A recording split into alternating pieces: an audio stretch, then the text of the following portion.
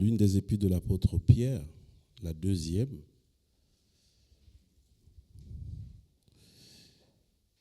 Il nous est dit que pour le contexte de cette épître, que certainement c'est une épître testamentaire, c'est-à-dire que c'est certainement la dernière que l'apôtre Pierre a écrite avant qu'il ne soit arraché. On a quelques précisions historiques, mais il semble que sa fin a été vraiment une fin de martyr. Il n'est pas mort couché tranquille dans son lit.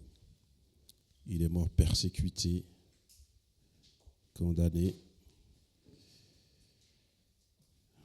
et exécuté d'une façon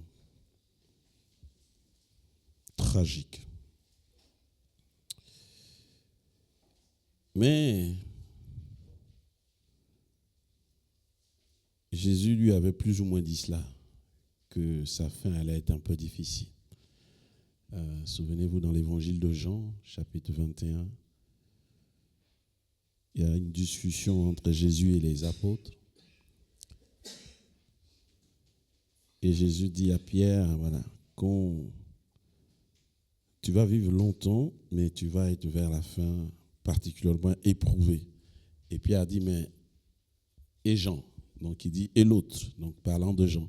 Et Jésus lui dit, que t'importe? Que t'importe? Ces apôtres, ces témoins, ces hommes et ces femmes sont là pour nous dire que la foi chrétienne est une foi vécue par des hommes comme nous, il n'y a pas si longtemps que cela, il y a à peine 2000 ans. Des témoins oculaires qui ont vu Jésus, qui ont marché avec lui. Eux, ils peuvent attester que c'était un homme, puisqu'ils ont mangé avec lui, ils ont dormi avec lui. Ils ont fait ce que les humains font en général quand ils sont en communion. Ils ont fait toutes ces choses avec lui pendant 3 ans. Au point où quand il est mort, ils ont été dévastés. Vous savez, quand vous connaissez quelqu'un, que c'est votre ami, que vous avez été avec lui, que vous avez fait toutes les choses avec lui, dans l'intimité, parce qu'ils étaient de ceux qui étaient dans l'intimité de Jésus, et qu'il a arrêté brutalement comme il a été arrêté. Vous savez que Pierre a été choqué par cette arrestation et que même il a eu un geste malheureux devant ceux qui venaient arrêter Jésus.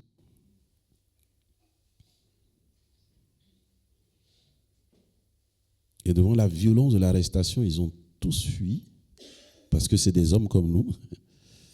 Ils ont eu peur pour leur vie, se sont mis en sécurité, sauf Pierre. Pierre n'a pas fui très loin, il a fui mais pas très loin. Et il a suivi quand même le cortège des personnes qui avaient arrêté Jésus, un peu de loin. Et quand il a su où on l'a mis en garde à vue, il s'est approché de ce lieu. Au risque d'être identifié, et c'est ce qui est arrivé, on l'a identifié. Et il a dit non, vous vous trompez de personne. Il ne s'agit pas, je ne suis pas l'un d'entre eux. À 3 reprises, il a été identifié. Mais Jésus lui avait aussi dit cela, mais il n'avait pas tout à fait compris. Et je pense qu'on est un peu tous comme ça. Même si la parole nous dit des choses, sur le moment, on pense avoir compris.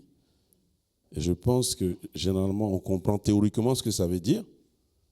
Mais quand on est dans l'action, il y a un peu de brouillard sur la compréhension de ce que nous avons pensé bien comprendre. Et c'est lorsque, d'après les évangiles, le coq chante, que le regard de Jésus fixe celui de Pierre, que Pierre a compris ce qui s'était passé.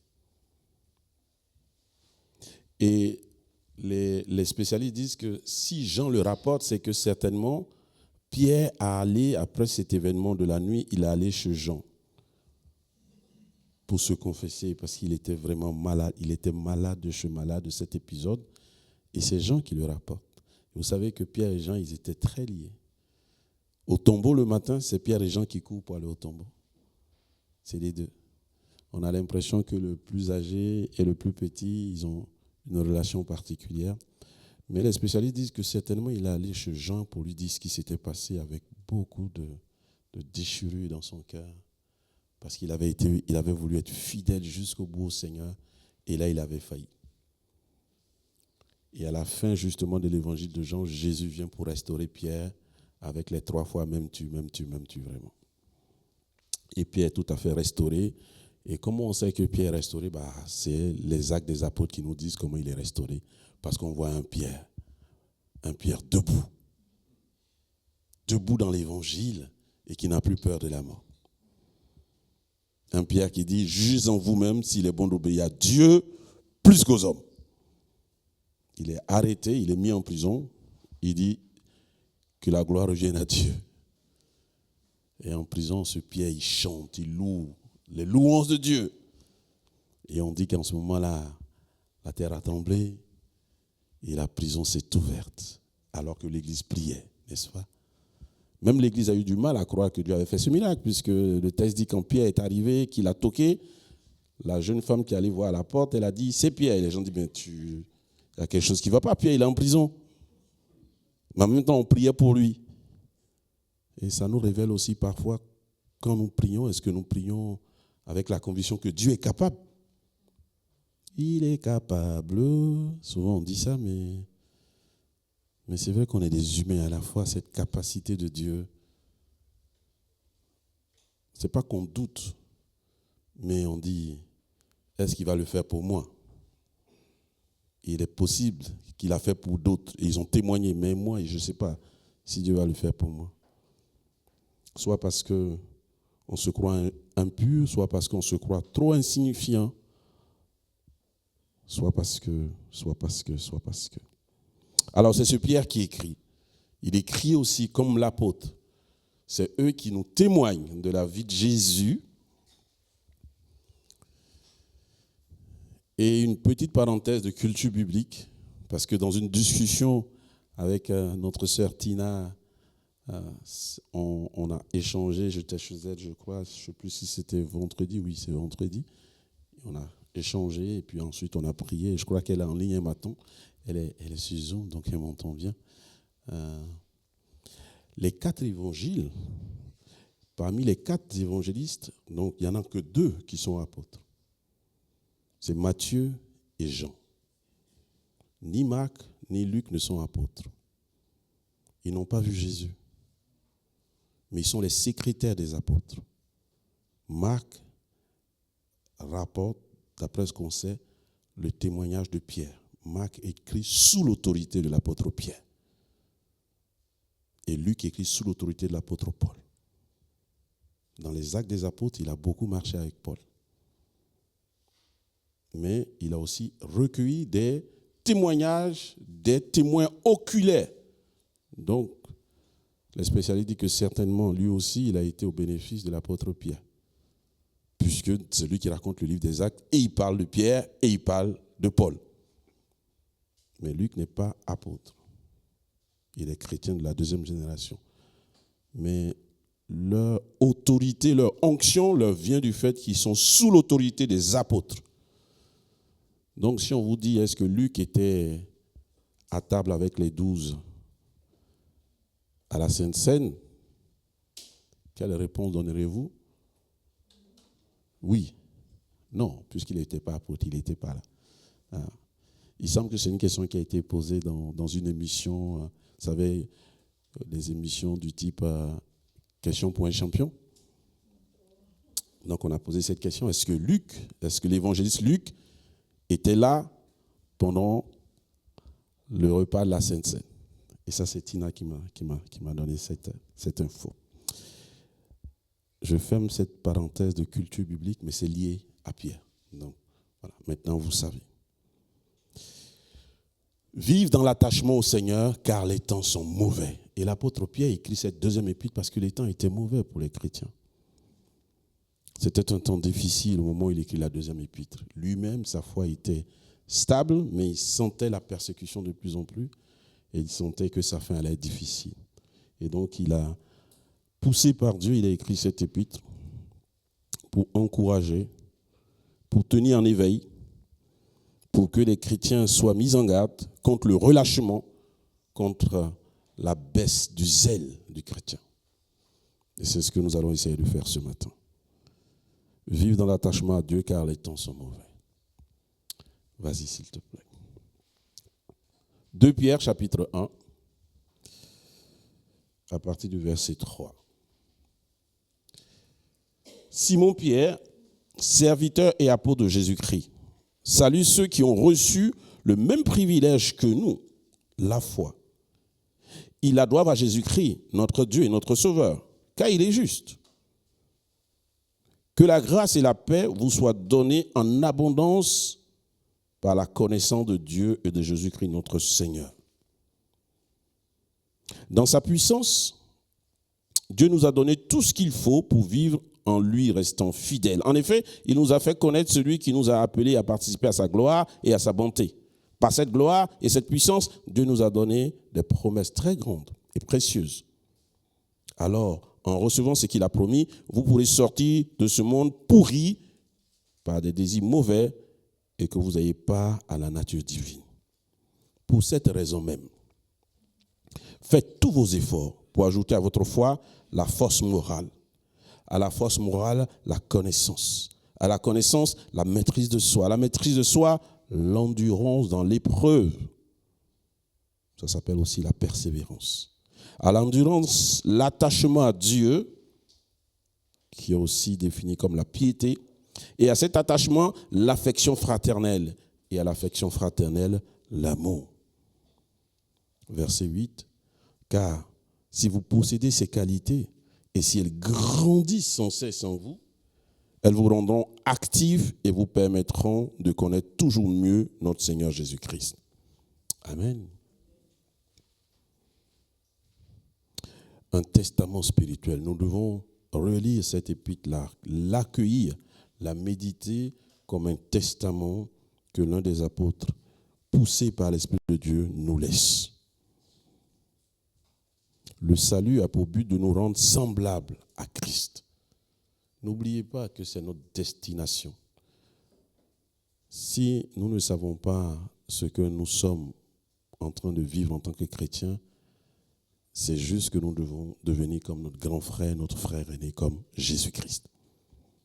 Et comment on fait tout ça? On fait tout ça en lisant la parole, en discernant les enseignements, en regardant ce que lui, il a dit que les apôtres nous ont relaté. Nos progrès dépendent de notre connaissance de Christ. Pour grandir en Dieu, pour grandir en tant que chrétien, on ne peut pas grandir en tant que chrétien si on n'a pas de plus en plus une meilleure connaissance de qui est Jésus. Qu'est-ce qu'il a dit, qu'est-ce qu'il a fait et qu'est-ce qu'il attend de nous.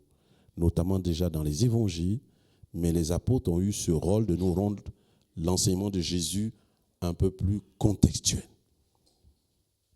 Devant des situations de vie, devant des questions qui leur étaient posées, devant des situations des églises, ils ont articulé de façon plus pratique l'enseignement de Jésus. Encore que l'apôtre Paul l'a fait dans des contextes des gens qui ne connaissaient pas Dieu, donc qui n'étaient pas juifs, pour contextualiser les enseignements de Jésus. Et Pierre le fait dans un contexte de ce qu'on appelle l'église dispersée, la diaspora.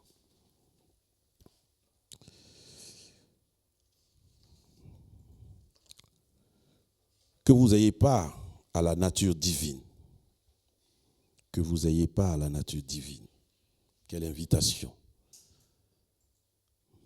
C'est en même temps quelque chose qui nous dépasse parce que nous sommes des humains, nous ne sommes pas des dieux.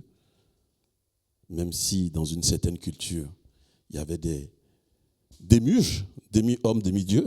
C'est une légende, c'est une fabrication humaine. La Bible dit que nous sommes des chrétiens, des enfants de Dieu, mais que nous sommes invités à avoir la nature divine. La vie pieuse, ça désigne la vie que Dieu approuve. La piété, c'est tout ce qu'un chrétien peut vivre que Dieu approuve. C'est ça la piété. C'est la vie authentique. Quand on dit authentique, ça veut dire qu'on n'a pas deux façons de vie. Il n'y a pas des endroits où on vit comme un non-chrétien et d'autres endroits où on vit comme un chrétien. Quand on est authentique, où que ce soit, quelle que soit l'époque, quel que soit le lieu, on vit ce qu'on est. Et on est des chrétiens.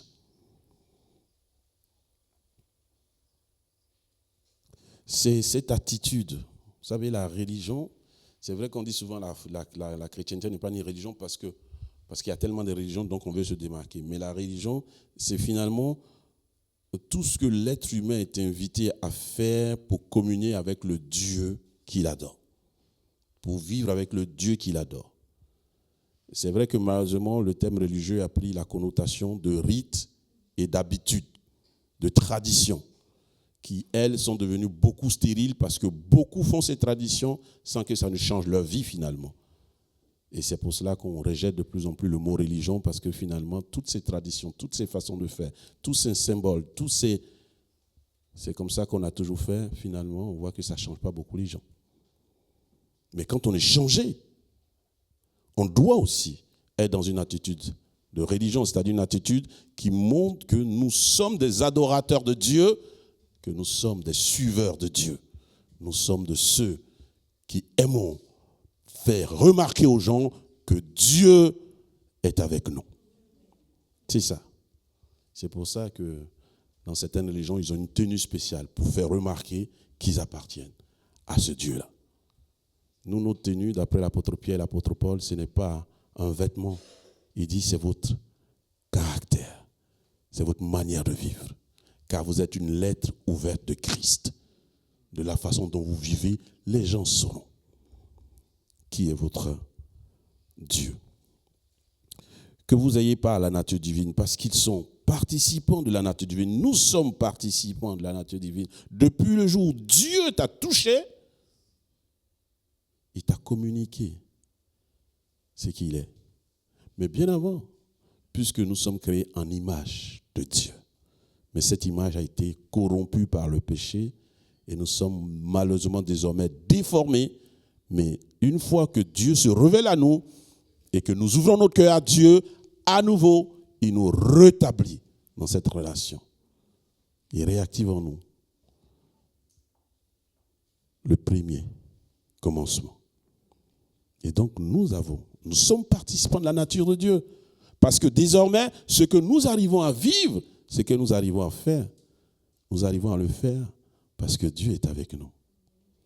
Nous ne pouvions pas le faire avant notre conversion. Nous étions même loin de là. Mais depuis que nous sommes avec lui, nous sommes fort étonnés de comment nos vies avancent, comment nous prenons des décisions, comment nos valeurs sont influencées, comment nos choix sont dirigés, comment nos vies sont conduites. Et c'est en cela que nous disons gloire à Dieu, parce que nous voyons que finalement, c'est lui qui est en nous et qui nous donne. Nous sommes donc participants de cette nature. Les chrétiens peuvent avoir part à cette victoire. Elle est morale dans le sens où c'est des valeurs. Et ces valeurs, elles sont au-dessus du péché. Elles sont glorieuses.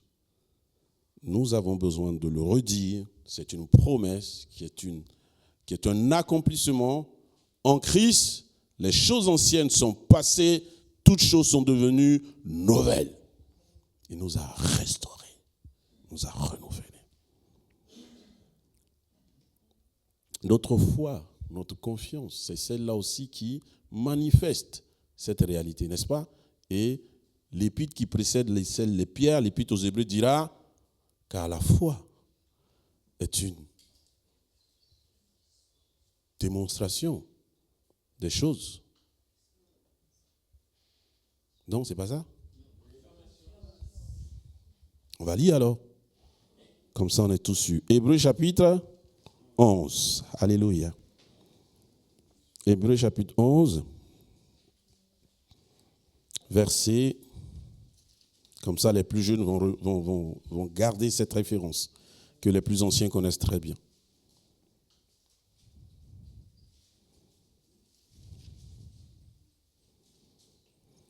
On va la lire peut-être dans la version seconde, parce que pour tous ceux qui connaissent le verset, la version seconde est la plus conforme à ce que nous avons appris par cœur.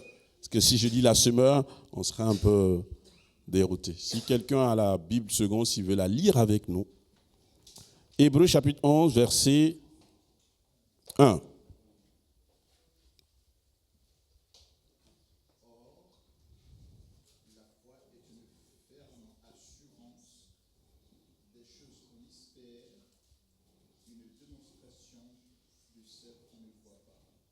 Or, la foi est une ferme assurance des choses qu'on espère, c'est-à-dire les promesses de Dieu.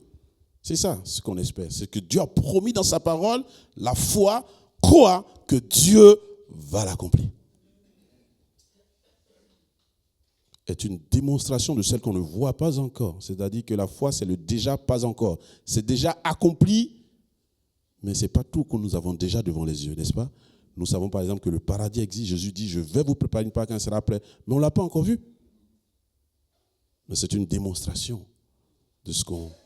Ça va se faire.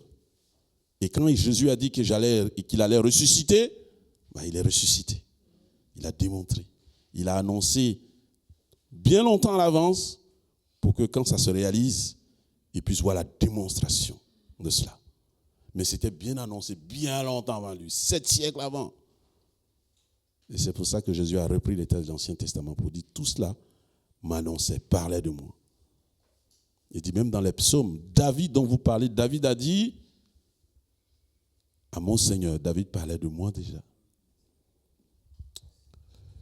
Bien-aimé, notre foi, dans les temps difficiles, doit s'attacher aux promesses précieuses et très grandes de Dieu, car Dieu ne ment pas.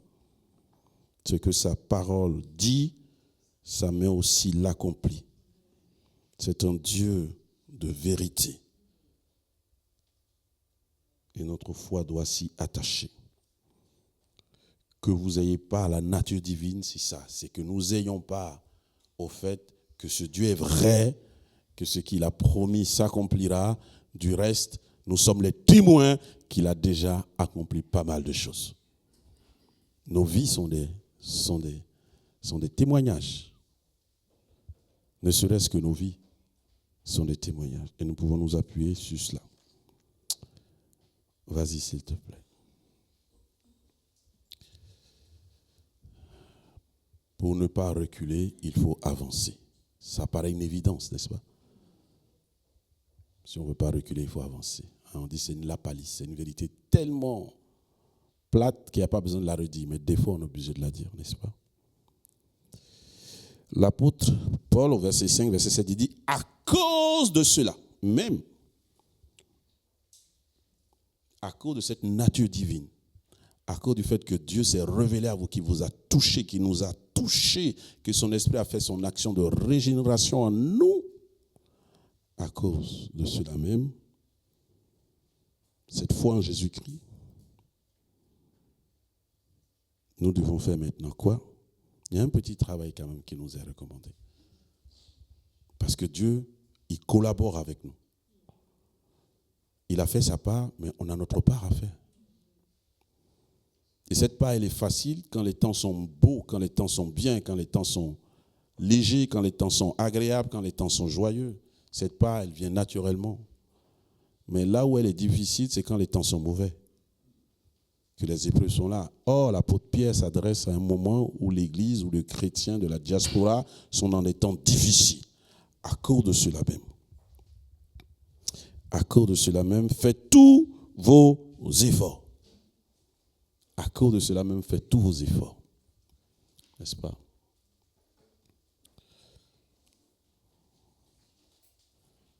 Et il va articuler ses vertus, ses qualités comme une chorégraphie qui doit être bien harmonisée, bien coordonnée.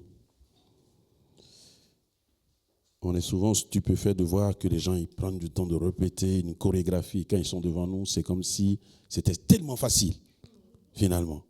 Quand un bouge, l'autre bouge aussi. Quand l'autre lève le bras, l'autre lève le bras. Mais ça a pris du temps. Ils ont répété, ils ont chorégraphié. Ils se sont synchronisés. Et quand ils sont devant, ça paraît facile. Il y a certains spectacles qui prennent des mois pour que ce soit synchronisé. Il y en a d'autres, c'est des années. Et c'est pareil. Nous devons ne pas être rebutés parce que souvent on essaie, c'est difficile. Non. Cet effort, cet apprentissage prend du temps. Mais ce n'est pas pour autant qu'il faut lâcher l'affaire. On ne doit rien lâcher. On doit continuer de faire les efforts par la grâce de Dieu. Les 5 premières vertus se rapportent à la vie intérieure et les dernières se rapportent aux autres. Faites tous vos efforts, n'est-ce pas? pour joindre à votre foi la vertu. La vertu, c'est ce qu'on définit par l'excellence morale, c'est-à-dire les bonnes valeurs. Par la bonté, le courage, l'excellence d'une personne, c'est finalement être un bon citoyen du royaume de Dieu. C'est-à-dire que c'est les principes du royaume qui sont mes principes de vie. C'est les commandements de Dieu que je m'efforce à vivre. Même quand des fois, ce n'est pas facile, ce n'est pas évident, ce n'est pas simple. Mais c'est ça. Ma confiance, donc ma foi, doit faire l'effort d'ajouter à cette confiance le respect des commandements de Dieu, les vertus. À ces vertus-là, donc, c'est l'idée d'une chorégraphie, hein. C'est l'un après l'autre, mais tout est ensemble en même temps. Ok? C'est pas je finis d'être bon dans les vertus et ensuite j'ajoute la connaissance. Non. Tout ça, c'est une chorégraphie. La connaissance, au-delà de l'aspect intellectuel, c'est la sagesse de Dieu. Car l'Ancien Testament dit la crainte de Dieu, il dit la sagesse, c'est la crainte de Dieu. Et on dit que la philosophie, le mot philosophia, veut dire l'amour de la sagesse. Or, la sagesse, c'est la crainte de Dieu. Et cette connaissance, elle nous vient de Dieu. Une connaissance spirituelle. Mais une connaissance qui s'appuie aussi sur une bonne compréhension de la parole de Dieu. Parce que cette parole, elle a été écrite de façon intelligible. Si Dieu a suscité une quarantaine d'auteurs humains de cultures et de classes sociales différentes pour qu'ils soient ses porte-paroles, ça a un sens. Quand il prend un berger pour écrire, ça a un sens. Quand il prend un cultivateur pour écrire, ça a un sens. Quand il prend Luc comme un médecin, un historien pour écrire, ça a un sens. Et tout ça, on doit faire l'effort de comprendre. Un chrétien doit faire l'effort d'étudier la Bible, de méditer, d'étudier, de chercher à comprendre les choses, comme la petite parenthèse que j'ai faite ce matin sur les 4 évangiles. À un certain niveau de notre maturation chrétienne, de notre maturité chrétienne, nous devons aussi, et je le fais avec les jeunes adultes qui sont avec moi dans le cours de croissance et tous ceux qui sont là, je leur dis à un niveau de vie là, vous ne devez plus avoir une Bible simple, vous devez avoir une Bible d'études. La Bible d'études, elle fait quoi? Elle vous donne des informations en plus pour asseoir votre foi.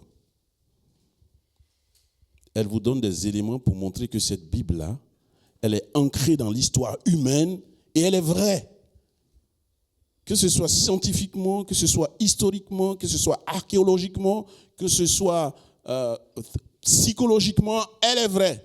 Elle est la parole de Dieu. Elle s'inscrit dans la majorité des sciences sociales. Parce que les sciences sociales, finalement, vu qu'elles font du bien aux hommes, elles viennent aussi de Dieu. Donc cette connaissance, elle est utile. Moi, je suis reconnaissant d'avoir fait des études avant de devenir pasteur, des études bibliques, théologiques. Parce qu'honnêtement, ça m'a donné de craindre Dieu plus qu'avant. Avant, j'avais quand même une certaine facilité de dire « Dieu m'a dit ». Mais quand j'ai réalisé que quand même ce Dieu-là, il est vraiment... Je peux plus dire avec assez de légèreté « Dieu m'a dit ». Parce que ce Dieu-là, c'est vrai. J'ai appris que dans la Trinité, celui qui est mon ami, c'est le Fils. Ce n'est pas le Père. C'est Jésus qui dit, vous êtes mes amis. Je ne vous appelle plus, mais vous êtes mes amis. Et c'est lui qui dit, vous êtes mes frères. Et on dit, c'est notre frère aîné, en parlant du Fils. Mais le Père reste le Dieu tout-puissant, créateur de tout l'univers, le maître incontesté, majestueux, sublime, qui a créé tout ce que nous connaissons et tout ce que nous ne connaissons pas. Est-ce qu'on peut parler en son nom de façon légère? Non. Non. Et pourtant, il nous aime. Et il s'est abaissé jusqu'à nous. Donc, ça nous donne de la retenue, mais en même temps de la confiance. Et j'ai dû apprendre ça. Et ça m'a aidé. Pour que quand je dis Dieu m'a dit, c'est avec vraiment une conviction, pas avec la légèreté.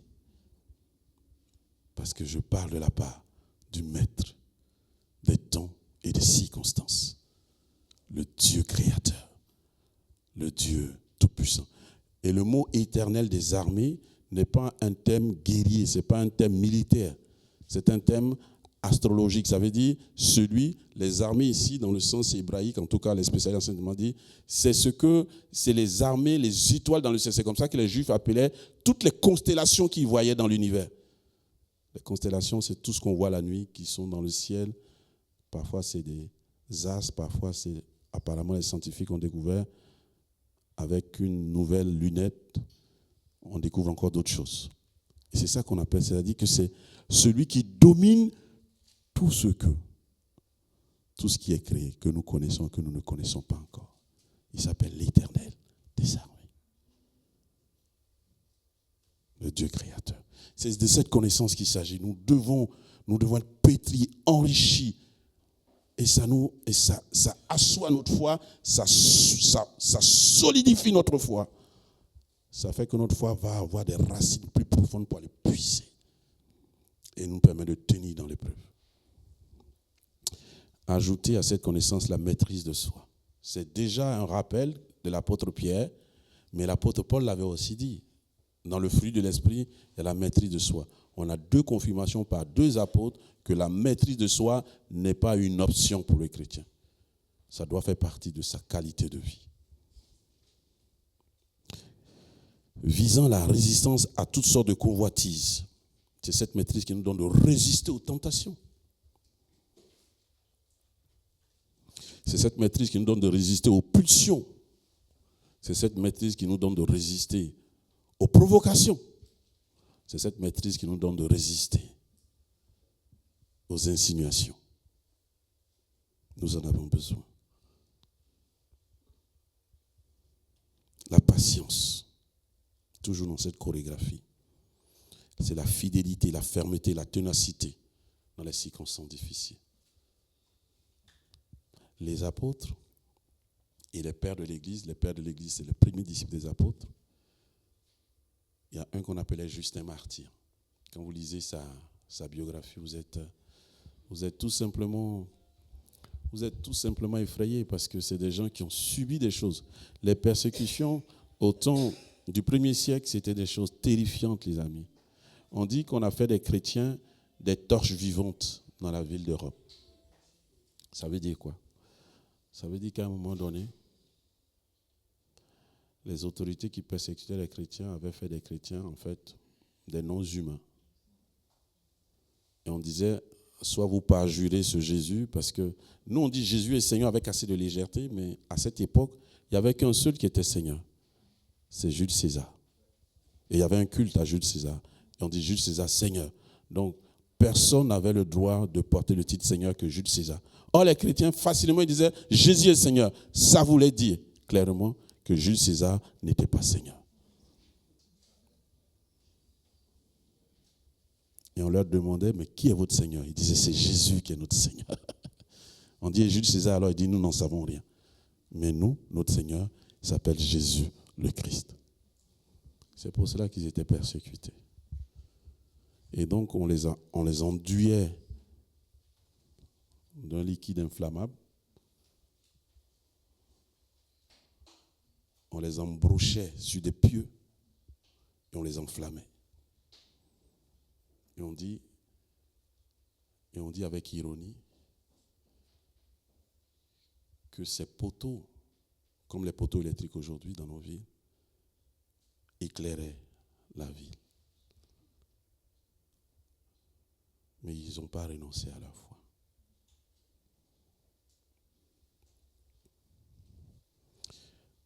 Parce qu'ils avaient acquis cette persévérance dans la foi. Ça s'appelle la persévérance des saints. C'est-à-dire c'est un ingrédient qui permet aux saints, comme Tantine a prié ce matin, et c'est cette persévérance qui a permis à l'apôtre Paul de dire, j'ai combattu le bon combat, j'ai gardé la foi, je suis allé au bout de la course, j'ai persévéré jusqu'à la fin. Des fois les temps sont difficiles, des fois les épreuves sont là. Des fois, ce n'est pas simple.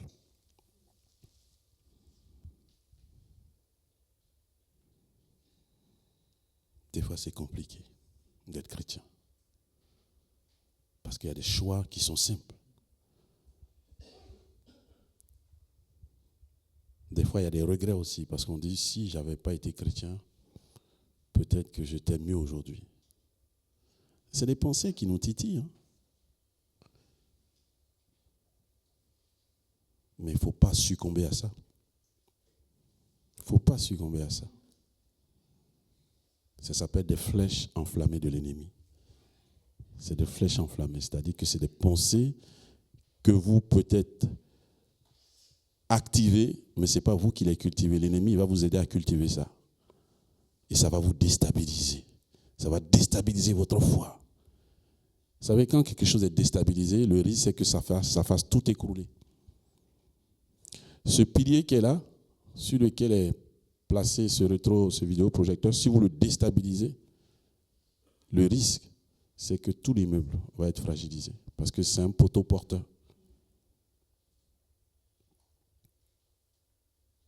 Par contre, ce que vous voyez là-haut, là, derrière la fleur, vous pensez que c'est un mur. En fait, ce n'est pas un mur, c'est du placo. On peut le casser à tout moment, ça ne va rien faire au bâtiment.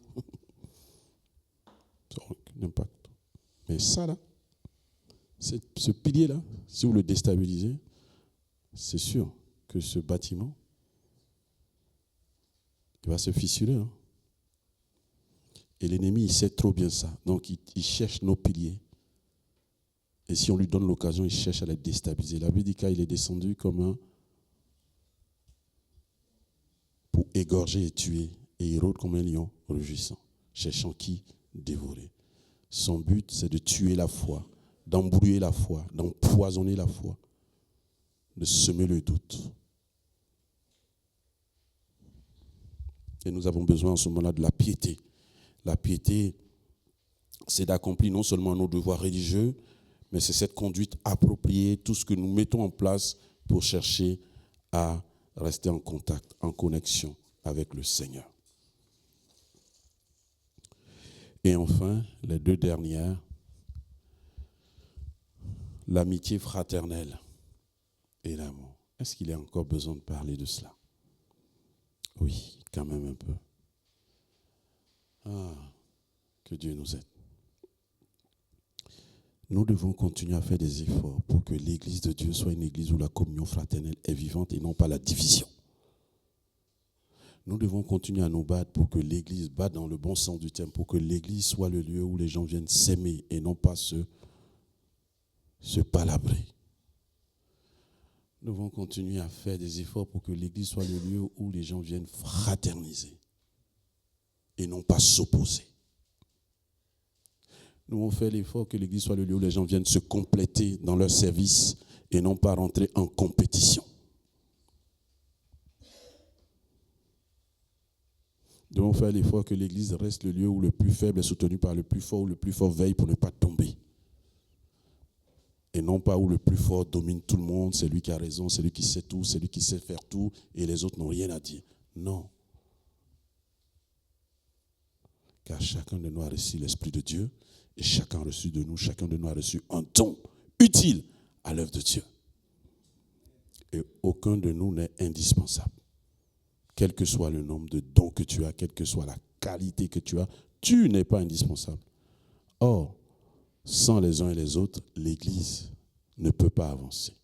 Parce que l'Église est un corps où chaque membre et chaque organe a son importance et son utilité.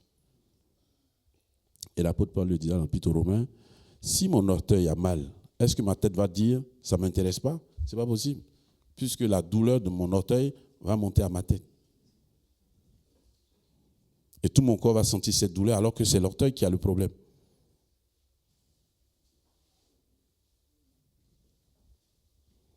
C'est ça que ça veut dire. Nous sommes dans cette communion fraternelle. Que Dieu nous aide à la vivre, à faire des efforts pour qu'elle soit concrète. C'est la démonstration. C'est de ça qu'on a parlé dans Hébreux 11.1. C'est la démonstration de l'amour de Dieu, c'est la communion fraternelle. Et on se demande, mais pourquoi il dit encore l'amour alors qu'il a parlé de l'amitié fraternelle? Parce que l'amour agapé, c'est cet amour sacrificiel, c'est cet amour qui se donne sans compter, cet amour qui est là pour l'autre, pour que l'autre s'épanouisse, même des fois au péril de notre un. Les parents savent ça, n'est-ce pas? Les parents savent trop bien tous les sacrifices, tous les efforts qu'ils font pour que les enfants s'épanouissent. À un moment donné, quand les enfants sont à un certain âge et qu'ils ont commencé à avoir une certaine autonomie financière, on est un peu content quand même. Parce que ça donne un peu de relâchement, n'est-ce pas? Parce qu'il y a eu des sacrifices.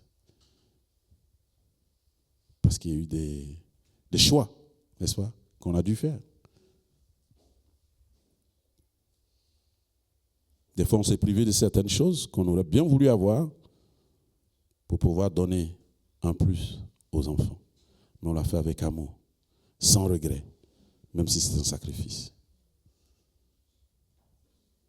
Et quelqu'un disait à ses enfants, tu sais, ce que je fais, je le fais par amour, même si c'est sacrifice. C'est pas parce que ça me coûte que l'amour n'est pas là. Au contraire, c'est la démonstration que l'amour est là parce que ça me coûte quelque chose. Amen. Voilà, les bien-aimés, ce parcours de ce matin. Est-ce qu'il y avait une autre diapo encore? Non, on va s'arrêter là pour aujourd'hui. Que Dieu nous bénisse. Que notre foi soit assurée. Les temps sont mauvais. Gardons la foi.